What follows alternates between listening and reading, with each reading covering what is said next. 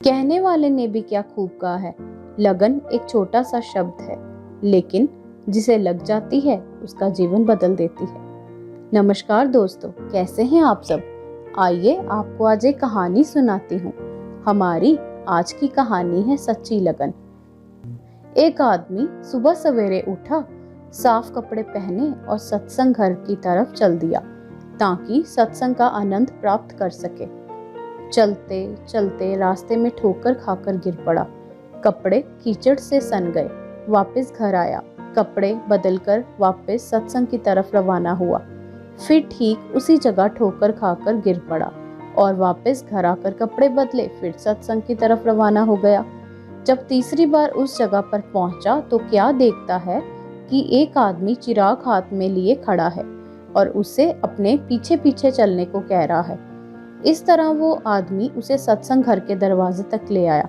पहले वाले आदमी ने उससे कहा, आप भी अंदर आकर सत्संग सुन ले, लेकिन वो आदमी चिराग हाथ में थामे खड़ा रहा और सत्संग घर में दाखिल नहीं हुआ। 2-3 बार इनकार करने पर उसने पूछा, आप अंदर क्यों नहीं आ रहे हैं। दूसरे वाले आदमी ने जवाब दिया, इसलिए क्योंकि मैं काल हूँ। ये सुनकर पहले वाले आदमी की हैरत का ठिकाना ना रहा। काल ने अपनी बात जारी रखते हुए कहा कि मैं ही था जिसने आपको जमीन पर गिराया था।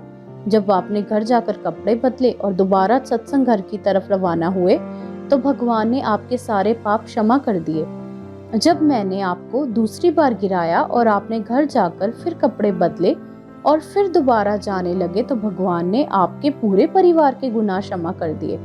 मैं डर गया कि अगर अब की बार मैंने आपको गिराया और आप फिर कपड़े बदल कर चले गए तो कहीं ऐसा ना हो कि वे आपके सारे गांव के लोगों के पाप क्षमा कर दे। इसलिए मैं यहाँ तक आपको खुद पहुँचाने आया हूँ।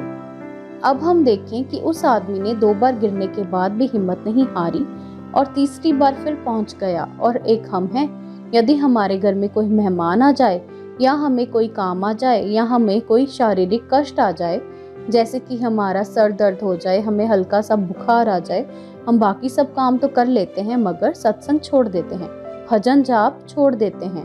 क्यों? क्योंकि हम जीव अपने भगवान से ज्यादा दुनिया की चीजों और रिश्तेदारों से ज्यादा प्यार करते हैं, उनसे ज्यादा मोह करते हैं। इसके विपरीत वे आदमी 2 बार कीचड़ में गिरने के बाद भी तीसरी बार फिर घर जाकर कपड़े बदलकर सत्संग घर चला गया। क्यों? क्योंकि उससे अपने दिल में भगवान के लिए बहुत प्यार था। वे किसी कीमत पर भी अपनी बंदगी का नियम टूटने नहीं देना चाहता था। इसलिए काल ने खुद उस आदमी को मंजिल तक पहुंचाया जिसने कि उसे 2 बार कीचड़ में गिराया और मालिक की बंदगी में रुकावट डाल रहा था, बाधा पहुंचा रहा था। इसी तरह जब हम जीव भजन सिमरन पर बैठे होते हैं तब हमारा मन चाहे कितनी ही चालाकी करे, हमें कितना ही बाधित करे, हमें हार नहीं माननी चाहिए और मन का डटकर मुकाबला करना चाहिए। एक ना एक दिन हमारा मन स्वयं हमें भजन सिमरन के लिए उठाएगा और उसमें रस भी लेगा। दोस्तों, इस कहानी से हमें ये शिक्षा मिलती है कि हमें भी हिम्मत नहीं हारनी चाहिए और ना ही किसी काम के लिए भजन सिमरन में ढील देनी चाहिए। वे मालिक आप ही हमारे काम सिद्ध और सफल करेगा। इसीलिए हमें भी मन से हार नहीं माननी चाहिए और निरंतर अभ्यास करते रहना चाहिए। अगर आपको ये कहानी अच्छी लगी हो तो इस कहानी को लाइक करें और शेयर करें और ऐसी ही कहानियाँ सुनने के लिए हमारे चैनल को सब्सक्राइब करें। हम हर शनिवार सुबह 10 बजे आपके लिए ऐसी ही कहानियाँ लेकर आते हैं। और जैसे कि मैं हर बार कहती हूँ, कोशिश करते जाइए, अच्छे इंसान बनते जाइए, सफलता जरूर मिलेगी। खुश रहिए, हंसते रहिए। धन्यवाद।